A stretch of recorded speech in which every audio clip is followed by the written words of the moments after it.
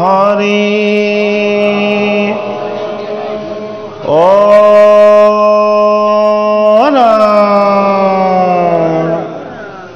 শ্ৰীমন্ত শংকৰ হৰি ভকতৰ যেন নকল্পতৰু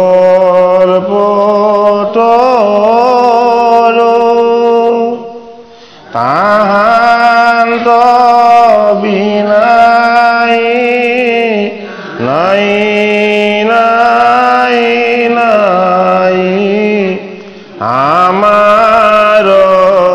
পৰম গুৰু ৰাম আমাৰ পৰম গুৰু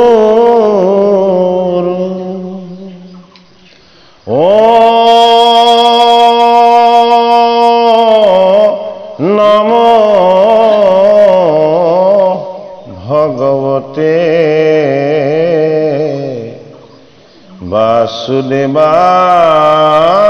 বাসুদেৱায় ভাগৱত প্ৰসংগা ভাৰত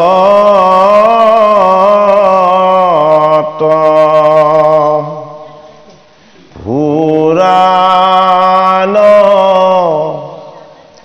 আদি যত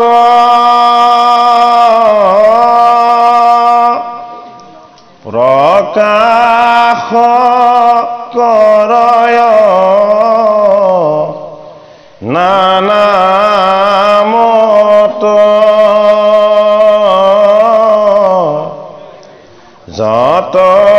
মহাজন সমাৰ সভা মধ্যত পৰম আনন্দ ৰসময়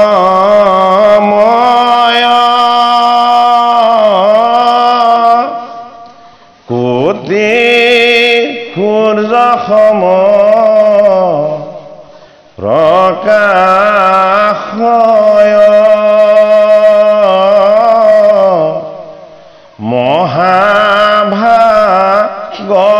মহাভাগৱত নহন্ত যাবে বেকত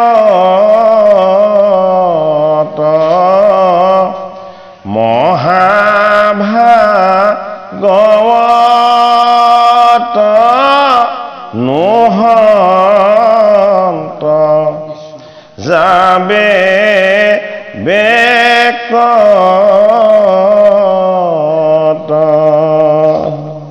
হে কৃপালু চতিয়া নলবাৰী গাঁৱৰ বাপ বান্ধৱ ভকত বৈষ্ণৱ আই সমস্ত তথা আমাৰ কৃপালু সেৱকীৰ পৰিয়াল আৰু সেৱকী আমি সমস্তজনৰে চৰণত ভক্তিপূৰ্ণ সেৱা জনাই আপোনাসৱৰ আজ্ঞা আৰু আপোনাসৱৰ আশীৰ্বাদ আমি লৈ আপোনালোকৰ আজ্ঞা আজি ভাগৱতৰ পঞ্চম স্কন্ধৰ ভৰতৰ দ্বাৰা সিন্ধুৰাজ ৰঘুগণৰ দোলাবহন এই শীৰ্ষৰে আজি আমি পাঠ আৰু পৰ্যালোচনা কৰিবৰ কাৰণে আগবাঢ়িছোঁ। হে অনন্তৰে ৰাজা সিন্ধু সংবীৰ দেশৰ এই ৰঘুগণ নামে সদা চাৰি ধৰ্ম পৰ অজ্ঞান সাধিবাক লাগি চৌদুলাত চৰি কপিল ঋষিৰ আছ মক যায় লৰি এ মূল্য নিদি পথিকক বলে ধৰি আনি জোৰাৱে চৌদুলা দুলিয়াক বিৰে আনি ফাট দিয়া তাৰ লোক লৰি পলাই আনে বিচাৰিয়া বীৰে জৈতে লাগ পায় সেই বেলাই ইখুমতি নদী তীৰে যায় দৈৱ বসে জৰ ভৰতক লগ পায় বোলে ভাল পাইলো বলৱন্ত দুনিয়া বল দিগ ধৰবে যে নবহিবে দোলা এহি বুলি চৌদোলাব হিবে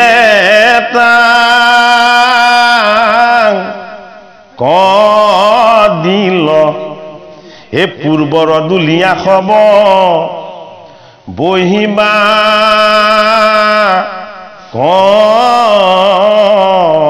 লৈ ল আমাক এইখিনি লাগে পদে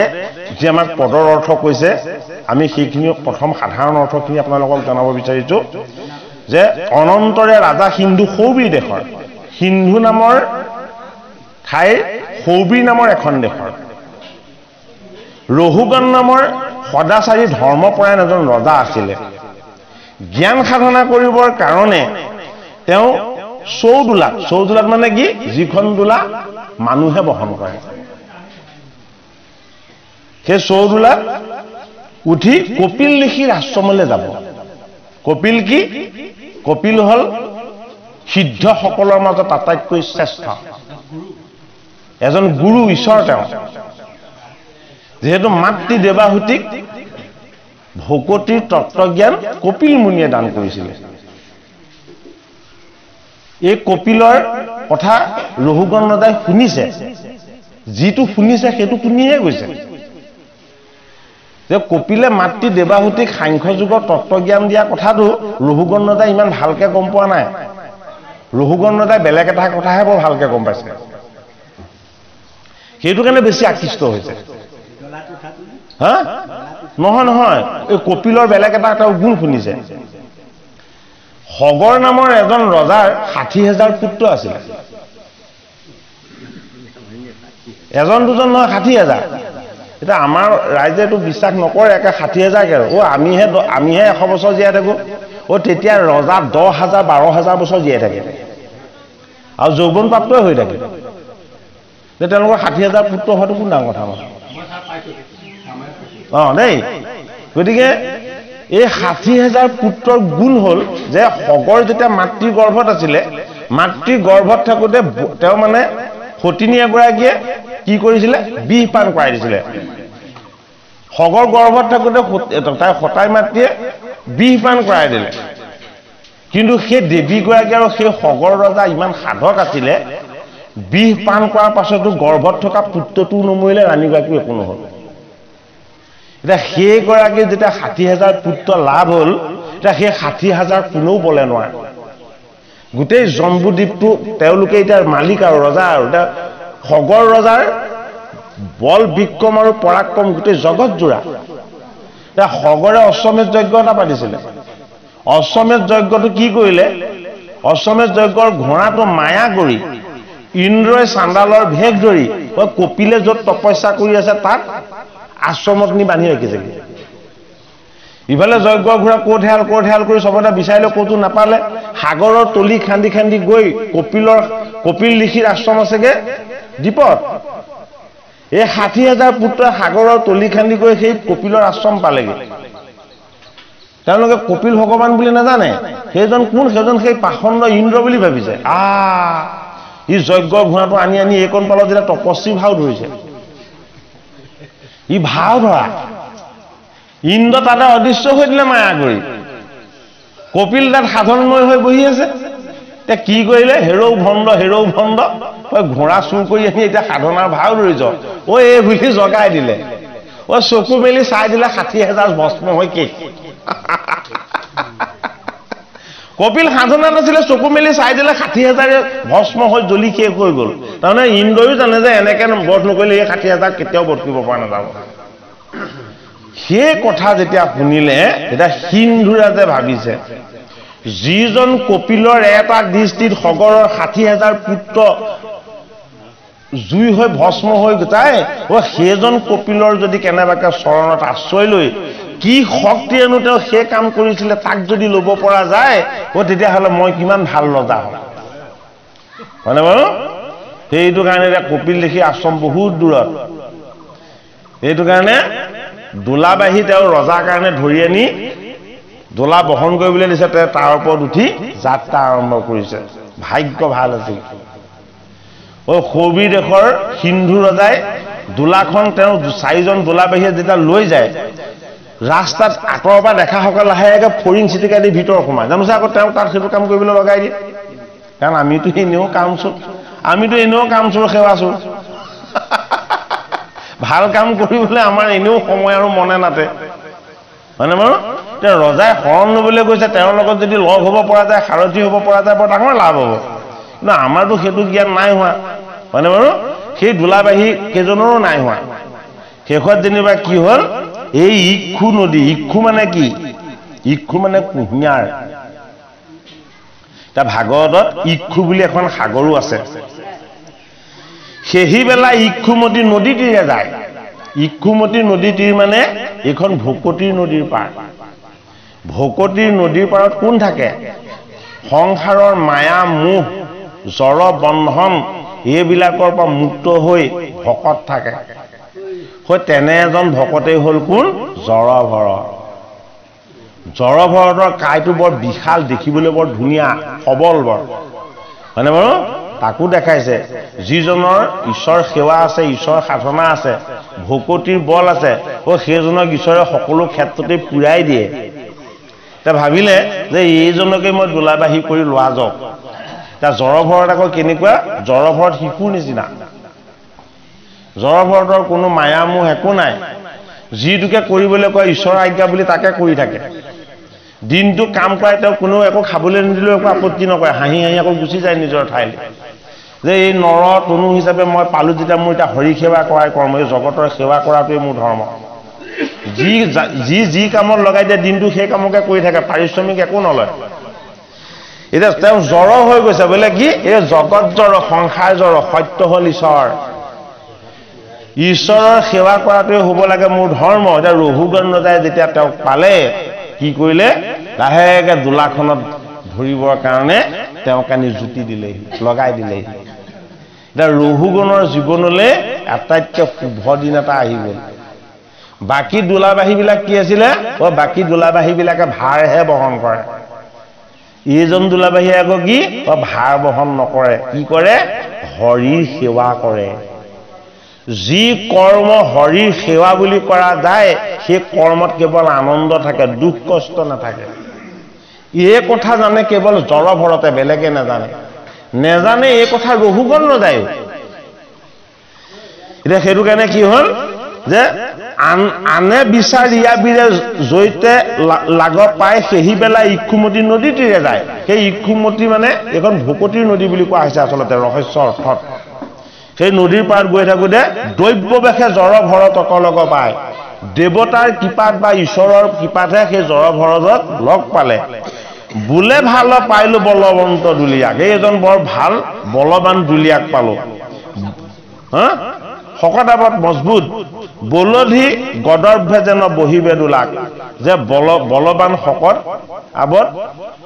দোলা বহন কৰিব পাৰিব বলধ এটাই আৰু গাধ এটাই দোলাখন বহন কৰিব এহি বুলি চৌদোলা বহিবে টাংক দিল পূৰ্ব দুলীয়া হব বহিবাক লৈ ল সেইটো কাৰণে চৌদোলাখন তেওঁক বহন কৰিবলৈ দি বাকী যিসকল আগৰ দুলীয়া আছে সেইসকলক জিৰণি ল'বলৈ দিছে এ পথত নিহালি পলু পিম্পৰা চাহন্ত দেখিলে দূৰক লাগি দেৱদী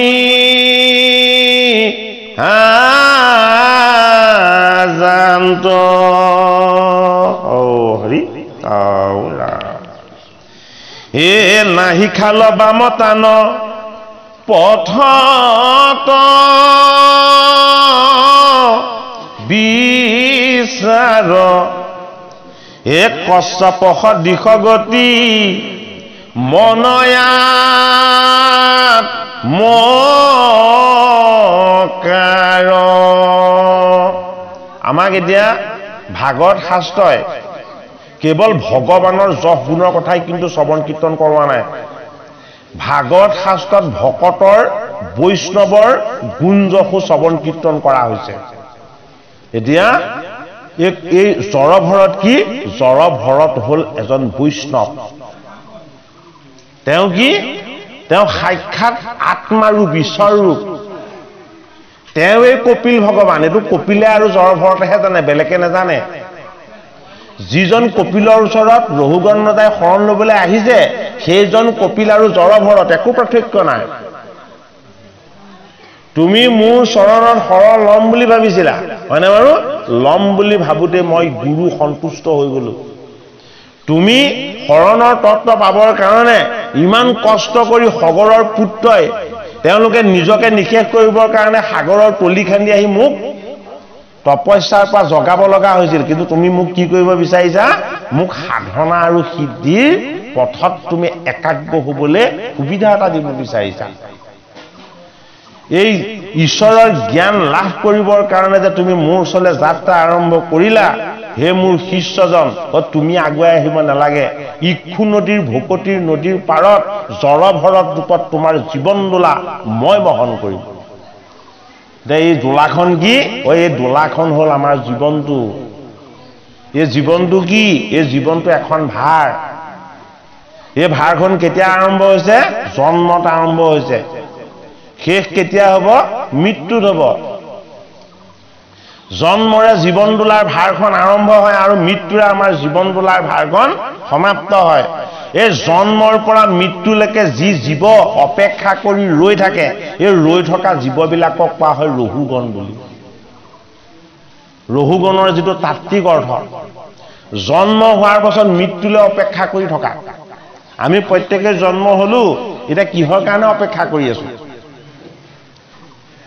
প্ৰত্যেকে ভালকে যদি আমি নিজকে নিজে প্ৰশ্ন কৰো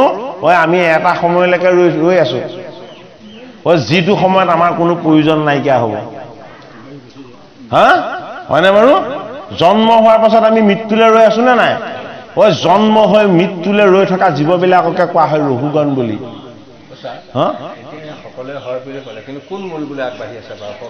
আৰে আপুনি আগবাঢ়ি থাকিব নালাগে চব গৈ আছো সেইফালে নাই বাবা আৰু দুদিন হলেও আপুনি দুদিন হলেও বেছিকে কেনেকে থাকো সেইটোহে ভাবে মানে বাৰু এতিয়া আমাক ভাগৱত শাস্ত্ৰই কৈছে যে তুমি মৃত্যুলৈ ৰৈ থকা জীৱ নহয় তুমি কি তোমাৰ জীৱৰ গতি আছে আৰু গতি আছে আৰু লগতে কি আছে জীৱৰ সংস্কাৰ আছে দেহৰহে বিনাশ আছে আমাক প্ৰতিপালন কৰি থকা জীৱৰ কি আছে জীৱৰ গতি আছে কি গতি দুটা গতি এটা হল দুৰ্গতি এটা হল সৎগতি যদি গুৰু পায় ভকত পায় ভগৱানৰ নাম পায় তেতিয়াহ'লে জীৱৰ সৎগতি হ'ব যদি গুৰু নাপায় ভকত নাপায় ভগৱানৰ নাম নাপায় সৎসংগ নাপায় তেতিয়াহ'লে জীৱৰ কি হ'ব জীৱৰ দুৰ্বিপাক হ'ব সেইটো কাৰণে জড়ভৰতক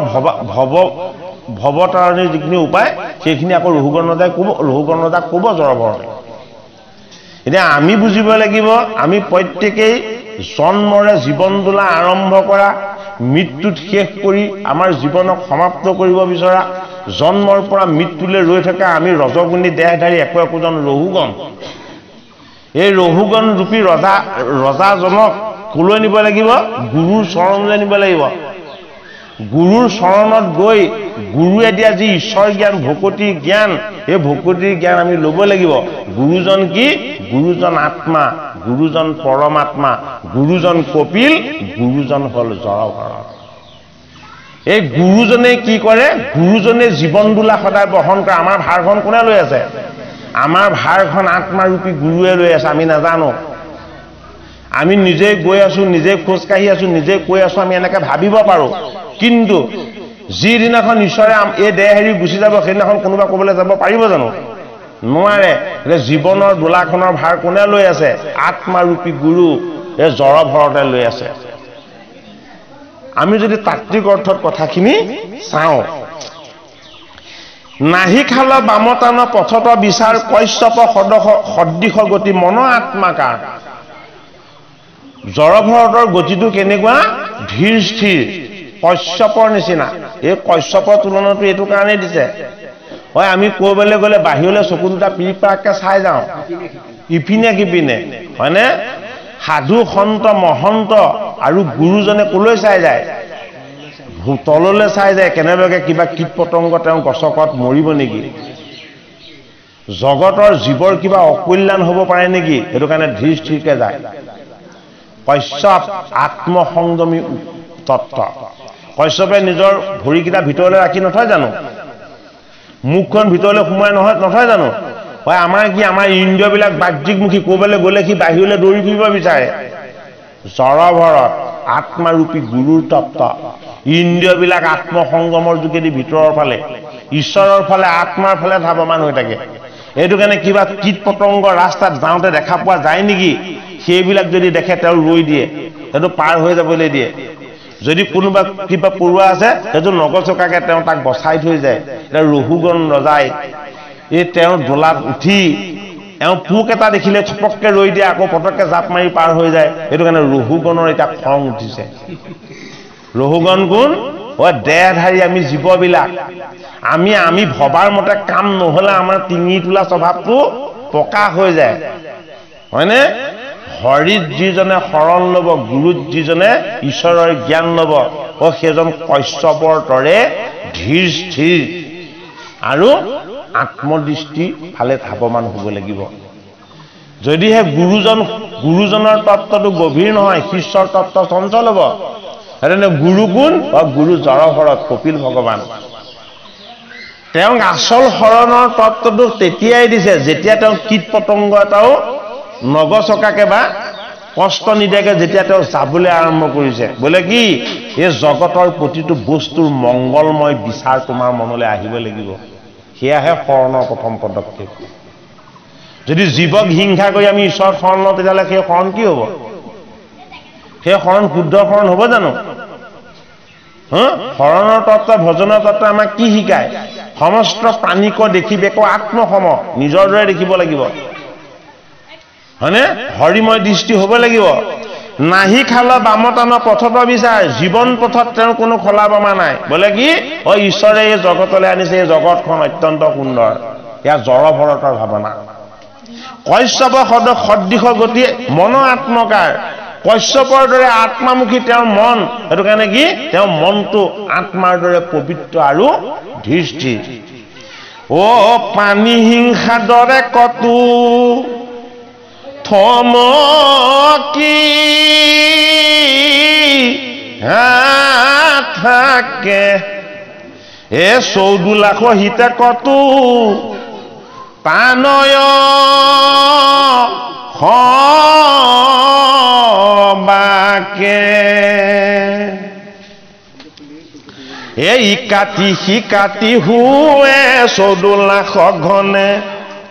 ঢল পল হুঁয়া ৰাজা বুলিলা তেখনে সোণৰে দুলীয়া হব পৰম নিষ্ফল কেন বালংঘ হোৱাই জ্ঞান কিবা বল বিষম কৰিয়া কেন বহস বিমান কহ আবে শুনো মই তাহাৰ কাৰণ শুনিহে ন ক্ৰোধ পৰ বচন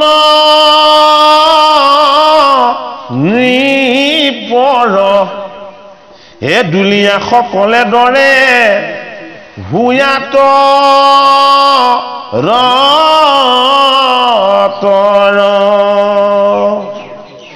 দণ্ডী বাক দৰে আতি বিনাৱে ৰাজাত আমি সবে আছো পুনো তোমাৰ আজ্ঞাত সাৱধান কৰি আছো বহিবে বিমান নাহি খনেতেকে ৰৈ আমাত সন্ধান সম্পত্তি লগাই আছা বিমানত যায় নপাৰো ইহাৰ লাগৈ আমি বহিবা দোলাখনত কেইজন থাকে ভাৰ বহন কৰো না চাৰিজন এই চাৰিজন কি ধৰ্ম অৰ্থ কাম আৰু মুখ্য এই চাৰিজন দোলাৰক্ষী আমাৰ জীৱন দোলাখন বহন কৰে কলৈ মুখ্যৰূপী আনন্দময় তত্ত্বৰ ভালে ধৰ্ম বোলে কি ধৰ্ম ধীৰ কিন্তু আমাৰ ধৰ্ম কি আমাৰ ধৰ্ম অস্থিৰ কাম বোলে কি নিষ্কাম ভাৱনাত থাকিব আমি কি আমি সদায় সকাম ভাৱনাত থাকো হয়নে অৰ্থ বোলে কি জীৱনৰ আচল অৰ্থ হল পৰমাৰ্থ আত্মবিচাৰ আত্মশুদ্ধি আমাৰ অৰ্থ কি আমাৰ অৰ্থ অনৰ্থ আমাক কেৱল ধন লাগে ধান লাগে আমি ধৰ্ম অধৰ্ম ন্যায় নীতি একো বিচাৰ নকৰো মানে মুখ্য বোলে কি জীৱনৰ বন্ধনৰ পৰা মুখ্য হৈ যোৱা আমাৰ কি আমাৰ মৃত্যুৰ সময়তো চিঞৰ বাখৰ কৰি থাকো আমুকটো আন খাবলৈ আমুকটো দিবলৈ থাকিলে আমুকটো ল'বলৈ থাকিলে হয়নে এয়া হল বন্ধন এই জীৱনৰ জল বন্ধন বিলাকৰ পৰা জীৱক যি মুক্ত কৰি দিব সেইজন হল আত্মাৰূপী গুৰু সেইজন হল জড়ভৰত এইটো কাৰণে 4 নম্বৰ দোলাজনেই হল সৰ্বশ্ৰেষ্ঠ দোলাবাহী সেইজন কি সেইজন হল মুখ্যদাতা এই মুখ্যদাতা গুৰুৰূপী জড়ভৰতৰ গাত সমস্তজনে দুখ দিছে কোনে ধৰ্মই দিছে অৰ্থই দিছে কামে দিছে এই তিনিটা বস্তুৰ উদ্দেশ্য যদি ঈশ্বৰমুখী নহয় তেতিয়াহ'লে সিহঁতি শুদ্ধ অশুদ্ধ একো নাজানে শুদ্ধটো কোনে জানে শুদ্ধটো জানে গুৰুৱে শুদ্ধটো জানে গোবিন্দই হয়নে এইটো কাৰণে গুৰু হল কোন এই গুৰুৰ তত্ত্ব হল জড়ভৰত তিনিও জনে দোষাৰোপ কৰি দিলে কাক বোলে আমি একো লৰফৰ কৰা নাই গোটেই দোলাখন তোমাৰ লৰাইছে কোনে এই শেষত ধৰাজনে যিজনক তুমি শেষত লগাই দিলে এই থুলন্তৰজন গোচৰ দিছে দিগদাৰ হয় এটা গুৰু কি গুৰু হল বিবেক গুৰু কি গুৰু হল বুদ্ধি গুৰু কি গুৰু হল আমাৰ আত্ম অনুশোচনা এওঁলোকৰ নোৱাৰে কাৰণ এওঁলোকত কিয় নোৱাৰে হয় হয়নে মানে সেয়াই আমাৰ জীৱন দোলা ধৰ্মক শুদ্ধভাৱে ধাৰণ কৰিবলৈ শিকাব লাগিব অৰ্থক জগতৰ হৰিৰ পৰমাৰ্থৰ তত্ত্বলৈ নিব লাগিব আৰু কামনাবিলাকক নিষ্কামমুখী কৰিব লাগিব এই তিনিজন দোলাবাহী কি জড়ভৰতে ধৰা আগলৈকে সকামী তেওঁলোক নিষ্কামী হ'ব পৰা নাই সেইটো কাৰণে জড়ভৰতে যিহকে কৰিবলৈ কৈছে তাকে কৰি আছে কিন্তু জড়ভৰতে কি জড়ভৰতে আহিছে ৰহুগণে যিটো কৰিবলৈ কৈ আছে সেইটোকে কৰি আছে ৰহুগণে কোৱা মতে একো কৰা নাই নিজৰ আত্মবিচাৰ আৰু আত্ম অনুভৱৰ যোগেদি কৰিছে কোনে জড়ভৰতে অৰ্থাৎ যিটো বিচাৰ সকলোৰে কাৰণে শুদ্ধ সেইটো বিচাৰেই হ'ল জড়ভৰত তেওঁলোকৰ কাৰণে বিচাৰটো কাৰ যে ৰজাই কষ্ট পাব নালাগিব হয়নে এই ডাঙৰ শৰীৰ আৰু বলবী পৰিত নমানে তোমাক ৰাজা বুলিয়া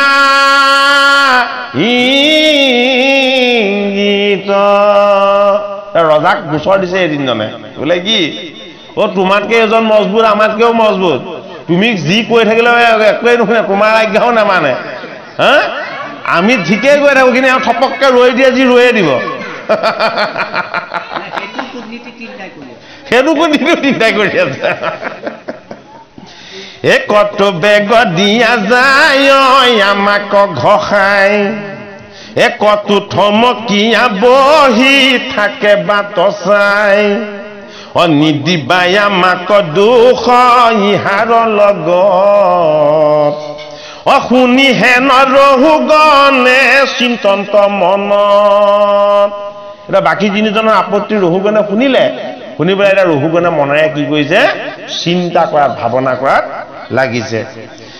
জানি আয়ে কৰ দুখে পাৱে অনেক ও ডাঙৰ দুলিয়াইতো হে নলৱে পথ ও ইহাৰে হে ভিতিহালি যায় চৌদুলা হে নমানে নিপতি বুলি পামৰে আমাক হে কদাচিতো দুখ নাই আখমাৰ ঠাই ও এতে কবুলন্তে কিছু কুধ চৰি যায় ৰজা কি হ'ল ৰজাই ভাবিছে এইজনক কোনে বলাব এতিয়া এই তিনিজনলৈও কেৰাহীকে নাচায় ইহঁতে টানিলেও নাযায় য'ত ৰৈ দিয়ে ৰৈয়ে দিব আৰু যেতিয়াই সুবিধা পাব তেতিয়া বেগা বেগে গুচি যায় ইহঁতে টানিব পাৰিছে নে নাই নাযায় চুচুৱাই লৈ যায় সিহঁতক এতিয়া ৰজাক সেইটো কাৰণে কৈছে যে গোটেই জটকুটৰ ঘাই এজনী ৰজায়ো মনে ভাবি গুণি আছে যে ইয়াক যদি ভালকে শিকনি দি লোৱা নহয় মই গোটেই জীৱনটো গৈ থাকিলেও নহয় নহয় গোটেই জীৱনটো গৈ থাকিলেও কপিল লিখি আশ্ৰম নাপামগে ও যদি ৰাজাই আছে জ্ঞানী সবক উপাসী ও তথাপি ঢাকিল বুদ্ধি তম গুণে আখি ৰজা কি হৈ গ'ল কোট আহি গ'ল কোটটো তমগুণ ৰজা কিন্তু জ্ঞানী ৰহুগণ কিয় জ্ঞানী তাৰ প্ৰমাণ কি তেওঁ কপিলৰ চৰণৰ শৰণ ল'বলৈ গৈছে যিজনে হৰিত আশ্ৰয় ল'বলৈ যায় সেইজন জ্ঞানী গুণীয়ন্ত মান্যৱন্ত কিন্তু এই জীৱন দোলাত থাকি হৰিৰ নিৰ্গুণ চৰণৰ শৰণ লোৱাটো কিমান টান কাম তাকো বুজাইছে তাকো আমাক ভাগৱতৰ পঞ্চম স্কন্ধই বুজাইছে এ নিজতে ঢাকি যিটো বহয় বিমান ও নেদেখে বহ্নিক যেন ভস্মৰ নিদান বৰ ডাঙৰ কথা ক'লে হা নিজৰ শক্তিখিনিক ঢাকি ৰাখি যি ভাৰখন বহন কৰি ৰাখে নেদেখে বহ্নিক যেন ভস্মৰ নিদান অগ্নিৰ শক্তি কিমান জ্বলি শেষ হোৱা পৰিণতিৰ ৰূপী এই ছাইবিলাকে কিন্তু নাজানে ছাইবিলাক কি আছিলে ছাইবিলাক আগতে কিন্তু কাষ্ঠ আছিলে অগ্নিৰ উৎস আছিলে অগ্নিক প্ৰজ্বলিত কৰাত সিহঁতে সহায় কৰি আছিলে কাষ্ঠ আছিলে হয়নে নহয় কিন্তু অগ্নিয়ে যেতিয়া সিহঁতক পুৰি পুৰি ছাই ৰূপ দি দিলে মানে তেতিয়া ছাইখিনিয়ে কিন্তু ভাবি চোৱা নাই যে আমি অগ্নিৰ উৎস আছিলো আমি উত্তাপিত কৰিছিলো জ্বলাই অগ্নিক আকাশৰ ফালে ভ্ৰমণ কৰাইছিলো কিন্তু এতিয়া আমি কি হৈ গলো নিজেই ভস্ম হৈ গলো ডাঙৰ তত্ত্ব কথা কৈছে আত্মা অগ্নি আমাৰ দেহত আত্মা কি আত্মা হল অগ্নি অগ্নি কি অগ্নি ঊৰ্ধ্বমুখী জল কি জল সদায় নিম্নমুখী সেইটো কাৰণে আমাৰ সাধনা কি আমাৰ সাধনাটো হল এক ঈশ্বৰ ৰাম সাধনা ঈশ্বৰ সাধনা সেইটো কাৰণে কি আমাৰ জীৱটোক যাতে তললৈ নিদিয়ে কলৈ নিব ঈশ্বৰৰ ফালে নিব সেইটো কাৰণে ৰহুগণ জীৱৰ তত্ত্ব জড়ভৰত শিৱৰ তত্ত্ব আৰু কপিল কি কপিল হল আত্মাৰ তত্ত্ব এই তত্ত্ববোধৰ জ্ঞান আমাৰ ভাগৱতৰ পঞ্চম স্কন্ধত আমাৰ হ'ব লাগিব সেইটো কাৰণে কি বুলি কৈছে হে হেন বামনক সিতু অনিচিনি নিপতি বোলে শুনা ভয়া ভায়া মূৰ বচন সম্প্ৰতি ব্ৰহ্মময় ব্ৰাহ্মণ দেও সদায় ব্ৰহ্ম ভাৱনাত থাকে ঈশ্বৰ ভাৱনাত থাকে জগতখনক হৰিময় দৰ্শন কৰে এই ৰহুগণকো তেওঁ ৰজাৰ ৰূপে দৰ্শন কৰা নাই ৰহুগণকো তেওঁ ঈশ্বৰ ৰূপেহে দৰ্শন কৰিছে সেইটো কাৰণে তেওঁ বিচাৰটো অত্যন্ত শুদ্ধ এই কথা ৰহুগণে কিন্তু নাজানে ৰহুগণে এটা কথা কিন্তু জানে সাধাৰণ অৰ্থত বোলে কি ব্ৰহ্মময় ব্ৰাহ্মণক কটু বাক্য প্ৰয়োগ কৰিলে পাপ হ'ব সেইটো কাৰণে তেওঁ ভাবি চাইছে এইজনটো ভৰত এইজনটো ব্ৰাহ্মণৰ তনয় তেওঁ কেতিয়া মই কটু বাক্য প্ৰয়োগ কৰিলে মোৰ কিবা বেয়া হ'ব নেকি তেওঁৰ মনটো অলপ বিচলিত হৈছে হে ৰামে বহু দূৰ একেচৰে বহিলি বিমান ভাগৰে পিৰিলে তোক দেখো বিদ্যমান এক্ষীণ কলে ৱৰ তোৰ হাৰ চাল পাই এ বুঢ়া ভৈলি হেন দেখো বয়স গুৱাই শুন সখী বহতই মূৰ চৌদোলাক অকাদে মিছাতে আজি লভিলি দুখক তোৰ লগৰীয়াই তো দুলীয়া খবৰ জানিলো নাহিকে দুখ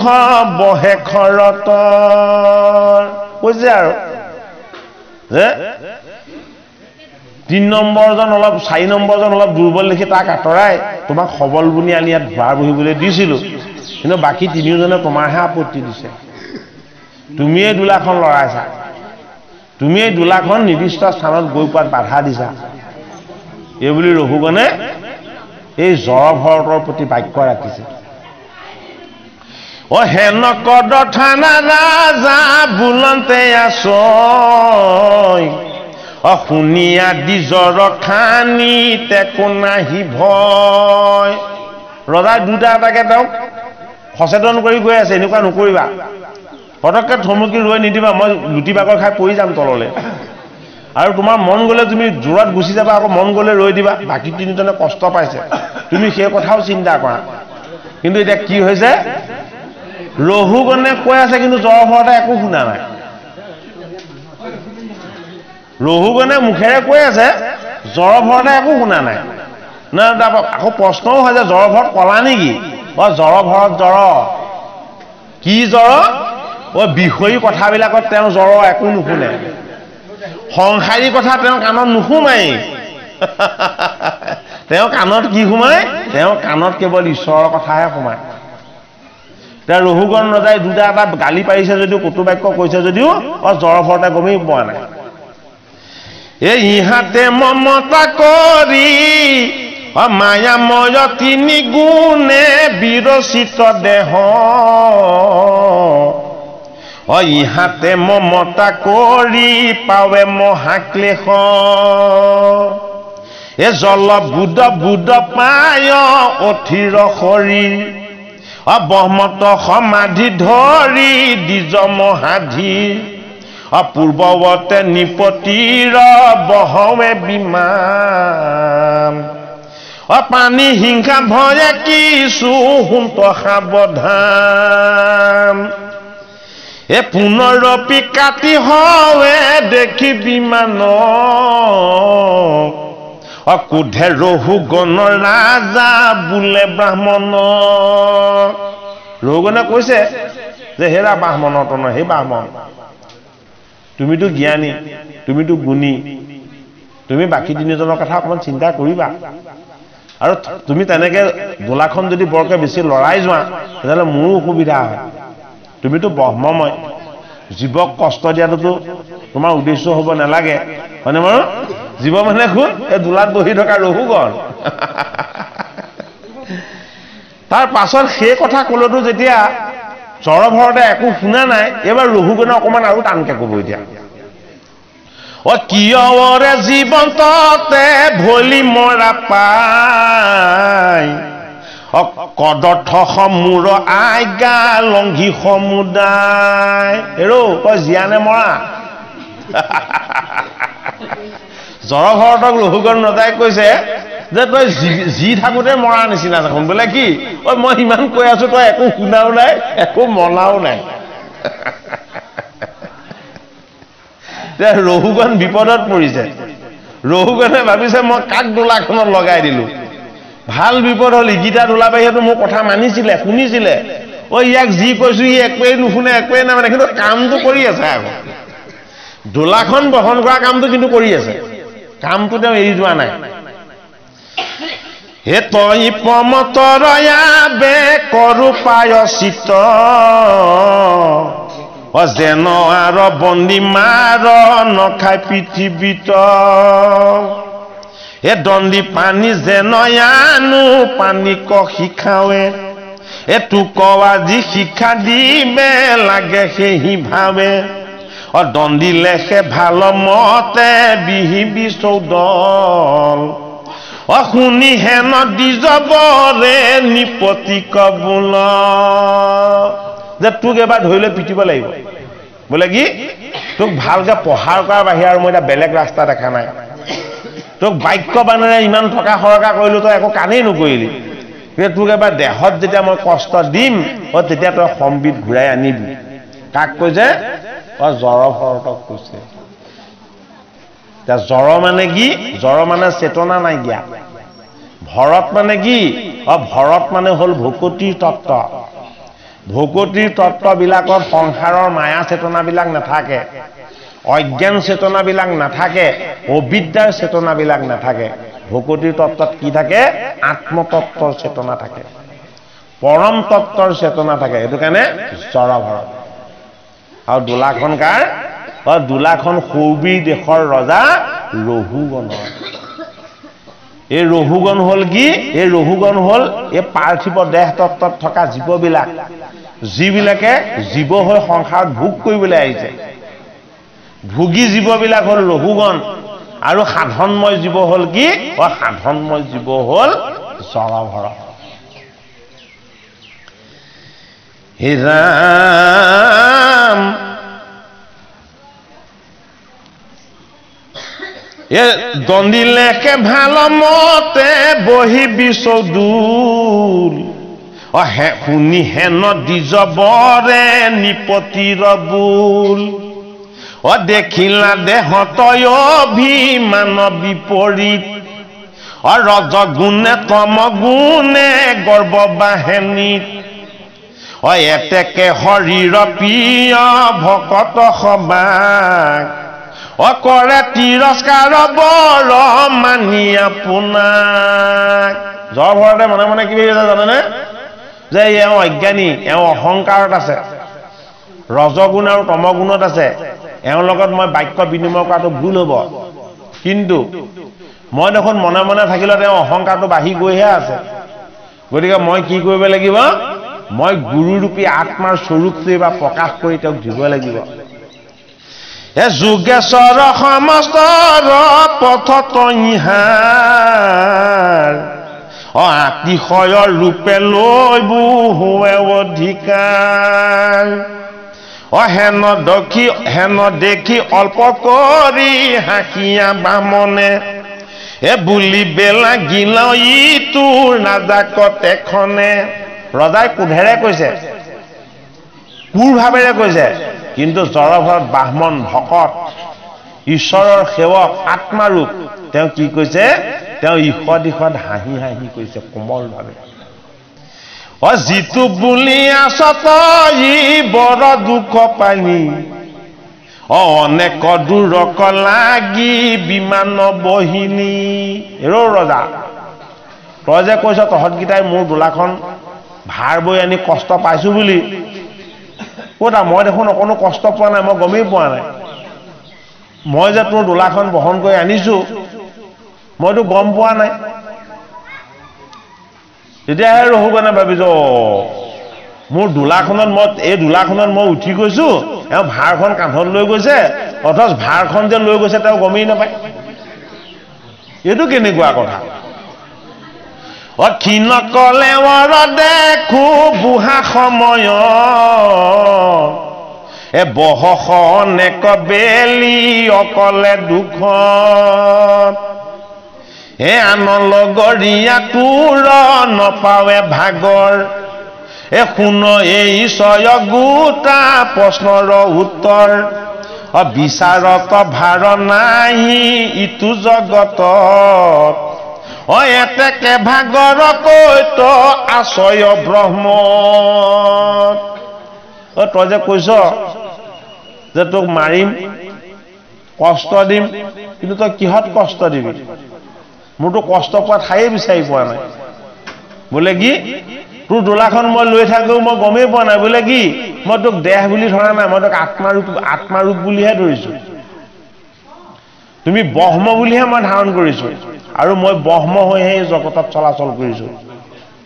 ৰহুগণ ৰজাক কৈছে জড়ভৰতে বোলে কি মোৰ দেহৰ কোনো ভৰ নাই বোলে কিয় ব্ৰহ্মৰ কোনো ভৰ নাথাকে আমাক বহন কৰি থকা আত্মাৰ কোনো ওজন নাই কোনো পৰিমাণ নাই ইমান সূক্ষ্ম অথচ ইমান শক্তিশালী সেয়াই কি এই আত্মাই হ'ল ব্ৰহ্ম সেইটো কাৰণে আমাৰ কীৰ্তন শাস্ত্ৰত প্ৰথমতে গুৰুজনাই যেতিয়া চতুৰ্বিংশতি কীৰ্তন প্ৰণয়ন কৰিছে কি বুলি প্ৰণয়ন কৰিছে প্ৰথমে প্ৰণামো ব্ৰহ্মৰূপী সনাতন এই ব্ৰহ্মৰূপ যি ব্ৰহ্মৰূপ জড়ভৰতে দেখা পাইছে গুৰুজনাই আমাক সেই ব্ৰহ্মৰূপ দৰ্শন কৰিবলৈ আজ্ঞা কৰিছে সেই পৰম ব্ৰহ্মৰ পৰম তত্ত্বৰূপকহে প্ৰণাম কৰিবলৈ গৈছে যি ব্ৰহ্মৰ কোনো ওজন নাই ভাৰ নাই ভৰ নাই হে নাম বিচাৰত ভাৰ নাই তু জগত হয় এতেকে ভাগৰ কৈত আচয় ব্ৰহ্ম দেহতহে তোমাৰ ভাগৰ থাকে আত্মাৰূপী ব্ৰহ্মত কিবা ভাগৰ থাকে জানো বোলে নাথাকে নহয় জন্মৰ পৰা তোমাক প্ৰতিপালন কৰি আছে মৃত্যু লাগে কোনোবা দিনা প্ৰতিপালন নকৰোঁ বুলি কৈছে জানো কোনোবা দিনা কৈছে জানো যে মই তোক প্ৰতিপালন নকৰোঁ নকয়